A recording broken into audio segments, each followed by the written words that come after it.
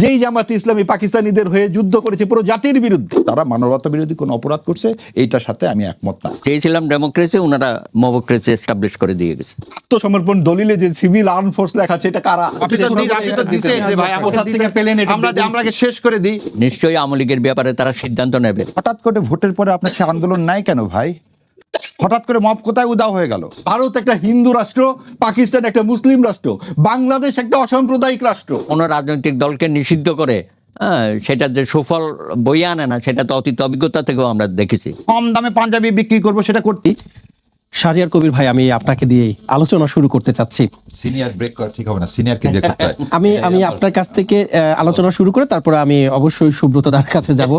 একটু জানতে চাই যে 25শে মার্চ কাল রাতে কি হয়েছিল, কেন হয়েছিল, অথবা কারা জড়িত ছিল, এই বিষয়ে আপনার অবস্থানটা কি একটু জানাবেন। ধন্যবাদ আপনাকে, আপনার মাধ্যমে আপনার সমস্ত দর্শকদেরকে যারা এটা দেখবে পরবর্তীতে, তাদেরকে আসসালামু আলাইকুম রহমতুল্লাহ বারকাতুহু এবং আপনাদেরকে শুভেচ্ছা। 25শে মার্চ এই যে কালো রাত্রি বা অপারেশন সার্চলাইট, এই বিষয়ে মানে কারো কোনো দ্ব্যর্থহীনভাবে বলতে হবে যে রাজনৈতিক সমাধানের পথ বেছে না নিয়ে সেই সময় এইভাবে অস্ত্রর ভাষা ব্যবহার করাটা পাকিস্তানিদের কোনোভাবে উচিত হয়নি। এবং সেটা নিরীহ সাধারণ বাঙালি যারা এদেশের মানুষের ভোটের অধিকার, যেটা নিয়ে আজকেও আমরা এখনও টিল ডেট আমরা যুদ্ধ করে যাচ্ছি, সেই ভোটের অধিকার রায় 1970 সালে যেখানে দিলেন, তাদের ক্ষমতায়নের জন্য যে আন্দোলন হচ্ছিল, সে আন্দোলনকে পাকিস্তান অস্ত্রের ভাষায় দমন করতে যাওয়াটা অবশ্যই পাকিস্তানের ঠিক হয়নি। এবং একটা জাতি সত্তাকে, এবং এটা আরেকটা জিনিস বলে দিই, পাকিস্তান আমার মনে হয়, এখানে তো পাকিস্তান পুরা পূর্ব এবং পশ্চিম পাকিস্তান, তখন পশ্চিম পাকিস্তান বিশেষ করে আমি বলবো, ভুট্টো সাহেব ছিলেন কিন্তু foreign minister of Ayub Khan, এবং ভুট্টো সাহেবের পিপুলস পার্টির সৃষ্টি কোথায় থেকে? আইয়ুব খানের দ্বারা। সামরিক যন্ত্ররা সবসময় তারা চলে যাওয়ার আগে একটু ক্ষত রেখে যায়, সেই ক্ষতটাই ছিল হচ্ছে ভুট্টো সাহেব।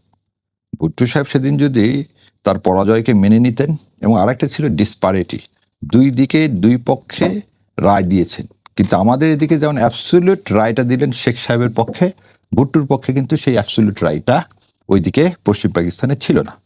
সুতরাং এর আগে আপনাদের আরেকটা জিনিস দেখতে হবে, আইয়ুব খানের যে ভোট প্যাটার্ন, সেই ভোট প্যাটার্নের বিরুদ্ধে সেই সময় বাংলাদেশের মানুষ এবং পুরা পাকিস্তানের মানুষ বলেছিল যে না, আমরা সার্বজনীন ভোটাধিকার চাই।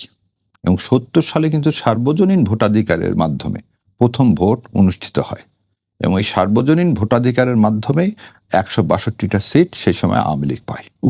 এবং এখানে আর একটা জিনিস মনে রাখা দরকার, মৌলানা আব্দুল হামিদ খান ভাসানীর তার যে অবদান, সেদিন যে ভোট তিনি বর্জন করলেন, যাতে সারা দেশের মানুষ একদিকে হয়ে ভোট দিতে পারে, নিজেদের মধ্যে ভোট কোনো ভাগাভাগি না হয়, সেজন্য তিনি যে ডাক দিলেন ভোটের আগে ভাত চাই, এই কথা বলে, এবং তাতে সারা বাংলাদেশের মানুষ একদিকে ভোট দিতে পেরেছিলেন। এবং এই রায়কে পৃথিবীর কোনো ইতিহাসের কোনো জায়গায় মানুষের ভোটাধিকারের রায়কে যদি আপনি ভুলুণ্ঠিত করতে চান, সেই রাজনৈতিক ভুলের মাসুল দিতে হয়, যেটা আজকে আমার কাছে মনে হচ্ছে এই যে রেফারেন্ডামে আমরা যেটা করছি, আজকে যে রেফারেন্ডাম নিয়ে যা করা হচ্ছে, ঠিক পাকিস্তান সরকারও সেই একই কাজ করছে।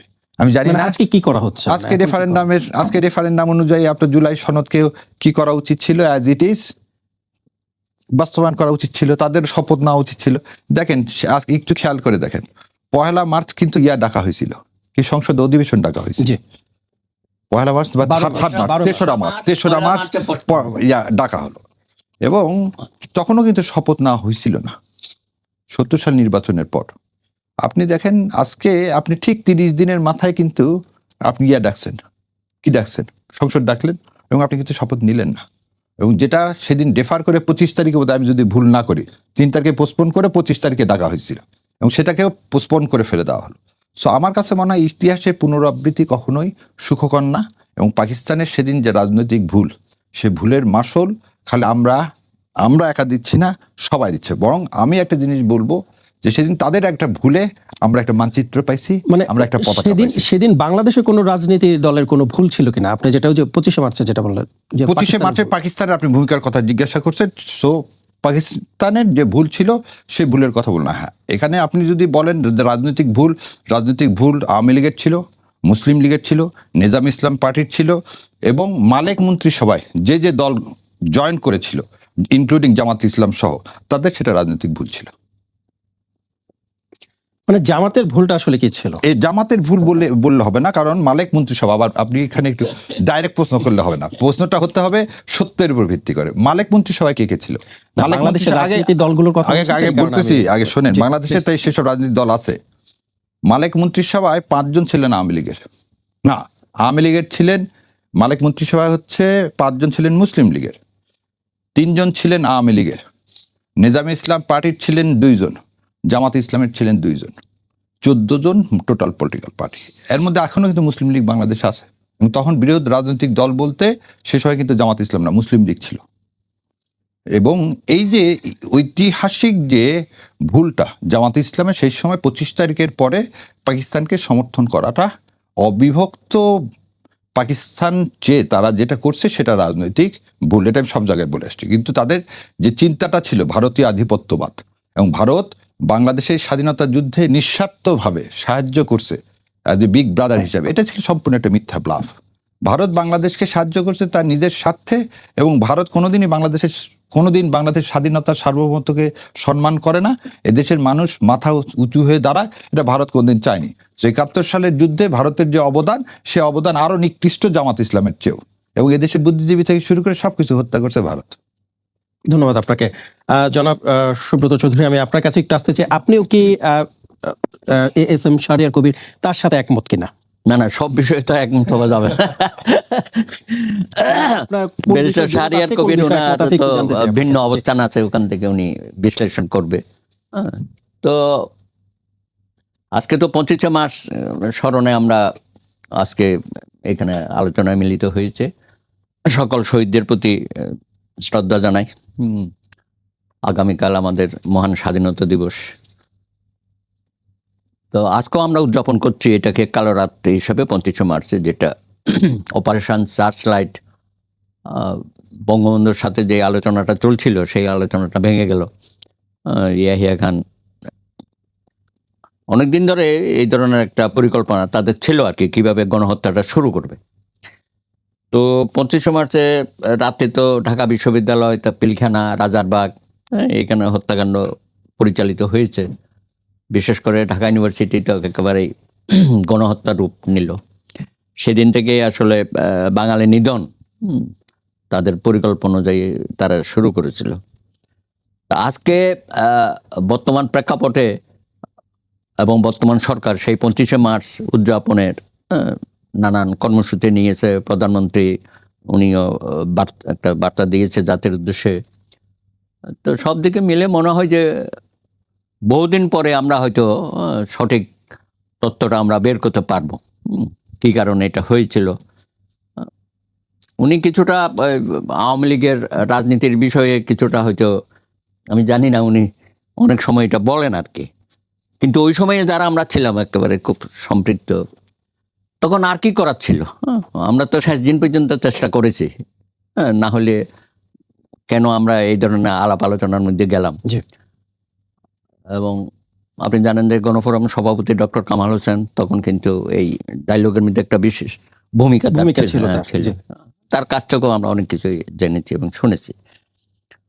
এখন শেষ পর্যন্ত এটা ঠিক যে এই গণহত্যার মধ্য দিয়ে আমাদের কিন্তু স্বাধীনতার আকাঙ্ক্ষাটা আমরা অনেক, কি বলবো, আমাদের স্বাধীনতার স্পৃহাটা খুব বেশি জোরালো হয়ে গেল আর কি। যদিও বহুদিন ধরে, বহু মাস ধরে আমরা এটা করছি, নানান স্লোগানের মধ্য দিয়ে আমরা স্বাধীনতার কথা বলেছি, কিন্তু গণহত্যার পরে আমাদের আর পেছনে যাবার কোনো সুযোগ ছিল না। এবং গণহত্যা তো এটা একদিন না, এটা শুরুই হলো। তারপরে তো 26শে মার্চ আমরা স্বাধীনতার ঘোষণাটা তো বঙ্গবন্ধুর নামে শহীদ প্রেসিডেন্ট জিয়া রহমান, উনি তখন চট্টগ্রাম ক্যান্টনমেন্ট থেকে, কালুরঘাট বেতার কেন্দ্র থেকে উনি বলেছেন। আমিও তখন চট্টগ্রামেই ছিলাম। তো এগুলো অনেক কিছুই আমাদের চোখের সামনেই হয়েছে।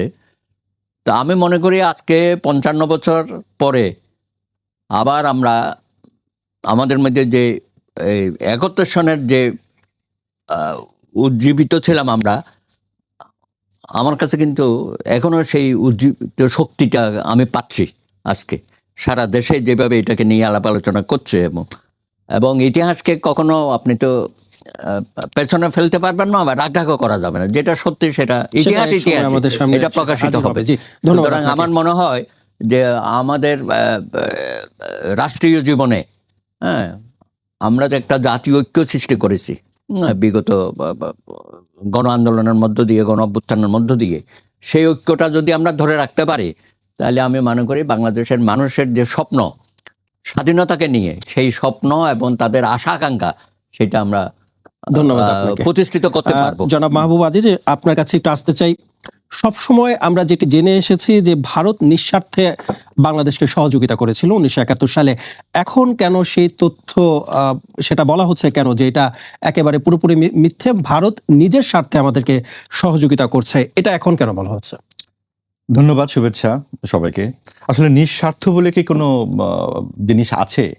আপনি যে কোনো একটা কাজ করবেন, এটা তো একটা মানে কূটনীতিক একটা আচার যে আপনি একটা দেশ, স্বাধীন একটা আলাদা দেশ, সে তার জন্য কাজ করবে, এখানে নিঃস্বার্থ। এখানে মানে এটা কি কোনো দাতব্য প্রতিষ্ঠান নাকি কেউ যে সে তার মতো করে একটা দাতব্য করতে গেছে? ব্যাপারটা তো তা নয়। কারণ এখানে ইতিহাস যে এই বিষয়টা আমরা নিয়ে কথা বলছি, এটা কিন্তু 1-2 বছরের ইতিহাস নয়। একটা পরিবারের ইতিহাস থাকে 100-150 বছরের, 2-3 পুরুষের। আমরা প্রত্যেকের দাদার কথা জানি। তো দাদার বয়সটা যদি আপনি ধরুন, বাবার বয়স ধরলে 100-150 বছর চলে আসে। সেখানে একটা দেশ ও জাতির কথা যখন আপনি বলবেন, অত দূর না গেলাম, অন্তত দেশভাগ থেকে তো শুরু করতে হবে। তো 47 সালে দেশভাগটা হলো কেন? এই ধর্মের ভিত্তিতে। যখন ব্রিটিশরা চলে যেতে চাইলো, তারা একটা বিষ বৃক্ষ রোপণ করে দিয়ে গেল যে তোমরা ভালো থাকবে, তোমরা ঐক্যবদ্ধ থাকবে, তোমরা পৃথিবীর অন্যতম সেটা একটা শক্তি হবে, তারাও দেখাচ্ছি। একটা বিষ বৃক্ষ দিয়ে দিল এবং সেখানে ধর্মের ভিত্তিতে ভাগ হলো। হিন্দুরা যেখানে সংখ্যা গরিষ্ঠ সেটা হলো ভারত, মুসলিমরা যেখানে সংখ্যা গরিষ্ঠ সেখানে হলো পাকিস্তান। এবং সেখানে দুই দিকে দিয়ে মাঝখানে ভারতকে রাখা হলো। এবং সেখানে এই একদম জন্ম থেকে পূর্ব পাকিস্তান নানান রকম সীমাবদ্ধতা, প্রতিবন্ধকতা, ঔপনিবেশিকতার মধ্যে পড়ল। বিশেষ করে জন্মের 3 থেকে 4 বছরের মধ্যে রাষ্ট্রভাষা কি হবে সেটা নিয়ে তাদের উপরে আক্রমণ হলো এবং সেটা পশ্চিম পাকিস্তানিরা করলো। এবং পরবর্তী 23 বছর পুরোটাই ধর্মের নামে এখানে শোষণ হয়েছে, এখানে ঔপনিবেশিক আচরণ হয়েছে, এখানে অর্থনৈতিক নিপীড়ন চলেছে এবং একটা বৈষম্য চলে এসেছে। মনে হয়েছে যে পূর্ব পাকিস্তান পশ্চিম পাকিস্তানের উপনিবেশ। এই ছিল বাস্তবতা। সেই বাস্তবতার বিরুদ্ধে সেই শুরু থেকেই 50-এ ভাষা আন্দোলনে মানুষ দাঁড়িয়েছে এবং তারপরে ধারাবাহিকতা। এই জায়গায় আমি একটু আমরা যেটা এতদিন জেনে এসেছি সেটা ভুল কিনা? না, আমরা কে কাকে জানাবে? আপনি এখানে বাতাস আছে, এটা কি ভুল হবে? সূর্য উঠেছে, এটা ভুল হবে? আমি বলতে পারি এটা রাত, সেটা যারা বলবে তারা রাত, তাদের কাছে রাত হতে পারে। এটা ভুল শুদ্ধের তো বিষয় নয়। এখন বিষয়টা হচ্ছে যে আমি শুরুতেই এই জায়গাটিতে একটু শ্রদ্ধা নিবেদন করতে চাই। আজকে 25শে মার্চ, আজকে এতদিন পরে 55 বছর পরে আমরা কথা বলছি। আমরা সেই রাতে যারা নিহত হয়েছেন, পরবর্তী 9 মাসে যারা নিহত হয়েছেন, তাদের প্রতি শ্রদ্ধা জানাই। আজকে বাংলা ভাষায় মাথা উঁচু করে কথা বলতে পারছি সেই সমস্ত বীর শহীদদের জন্যই। এবং এই জায়গায় যে ইতিহাস নিয়ে যে সমস্ত তর্ক বিতর্ক, এই জায়গাতে একটা ছোট্ট একটা শীতেরও একটা ইতিহাস আছে। কি কারণে হঠাৎ করে 55 বছর পরে এই ধরনের কথাবার্তা বলতে হচ্ছে? এই গত অনেক দিন কিন্তু কথাগুলো বলতে হয়নি।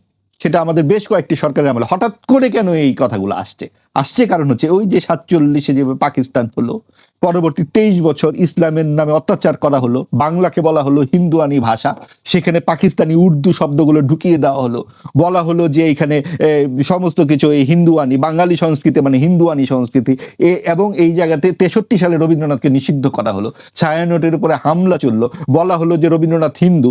এমনও বলা হলো পাকিস্তানি তখনকার যে মোনায়েম খান ছিলেন, তিনি বললেন যে কেন তোমরা রবীন্দ্রসঙ্গীত লিখতে পারো না, ওই হিন্দু লোকের গান কেন গাইতে হবে? এই সমস্ত অনেক বিষয়গুলো আছে এবং তারই ধারাবাহিকতায় 60 দশকে বাঙালির জাগরণ, 69-এ গণ অভ্যুত্থান, 71-এর মুক্তিযুদ্ধ, তারপরে আমাদের মুক্তিযুদ্ধোত্তর নানান রকম ঘটনার প্রবাহে 24-এ যে গণ অভ্যুত্থান হলো, তার ইতিহাসটা হচ্ছে যে তার আগের 15 থেকে 16 বছরের দুঃশাসন, কর্তৃত্ববাদী শাসন, স্বৈরাচারী শাসন, 3 বার ভোটহীন নির্বাচন, রাতের বেলা নির্বাচন, আমিডামি নির্বাচন, এককেন্দ্রিক নির্বাচনের পর মানুষ তার সমস্ত কিছু তার যে দাবি দাওয়া নিয়ে রাজপথে নেমে আসলো, এলো, তারপরে হলো 36 দিনের 24 গণ অভ্যুত্থান হলো, অভ্যুত্থান, তখন আমরা কিন্তু কোনো বিতর্ক শুনিনি।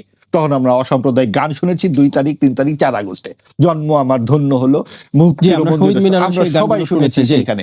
তখন তাহলে কিন্তু এখন আমরা কেন এগুলো সেই- শুনিনি। তারপরে যেই ঘটনাটি ঘটে গেল, যেই অন্তর্বর্তীকালীন সরকার ক্ষমতা এলো, মব রাজার এক সন্ত্রাসী, এই মব রাজার রাজত্বে এখানে একটা ডানপন্থার উল্লম্ফন ঘটে গেল।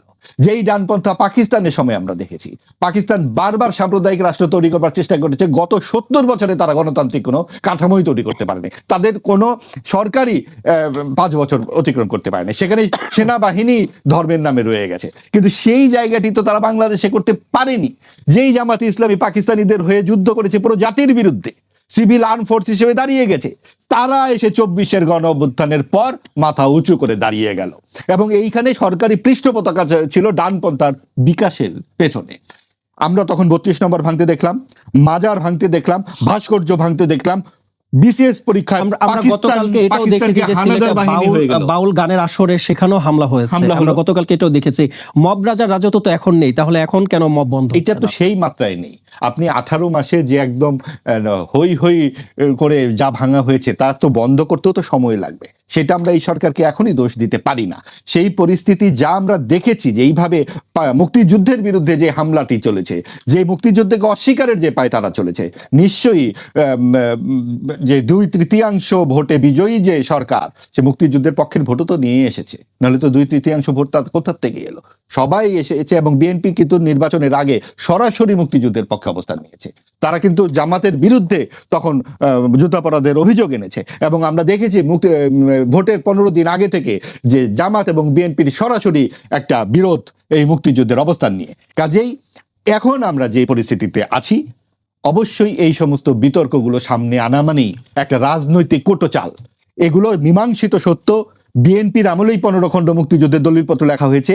এইগুলো সামনে আনা মানে ডানপন্থার বিকাশকে আরো সক্রিয় করা, আরো পৃষ্ঠপোষকতা দেওয়া। এগুলো মীমাংসিত, এবং আমাদেরকে সামনের দিকে এগোতে গেলে এই মীমাংসিত সত্যগুলো নিয়ে বিতর্ক করার ধন্যবাদ কোনো সুযোগ আপনাকে। নেই। তবে মুক্তিযুদ্ধের যে মূল চেতনা, সেটা হচ্ছে ধর্মনিরপেক্ষ অসাম্প্রদায়িক বাংলাদেশ। ওই চেতনা থেকে দূরে সরে আসবার জন্য, এটা কিন্তু খামাখা ইতিহাস নিয়ে তর্ক হয় না, ওই চেতনা থেকে দূরে সরে আসবার জন্য জুলাই সংস্কার প্রস্তাব দেওয়া হয়েছে। সেখানে মুক্তিযুদ্ধের স্তম্ভকে অপসারণের কথা বলা হয়েছে, এবং এমন কিছু কথাবার্তা দেওয়া হয়েছে যাতে বড় 2টি দল, আওয়ামী লীগ এবং বিএনপিকে শেকলে বাঁধা যায়। এই সমস্ত উদ্দেশ্য সাধনের জন্য সংস্কার প্রস্তাব গেলানোর চেষ্টা করা হয়েছিল জাতিকে, এবং জাতিকে বিভাজনের চেষ্টা করা হয়েছিল। আমরা ধন্যবাদ জানাই বিএনপিকে যে তারা সেই সত্যটি বুঝতে পেরেছে। ধন্যবাদ।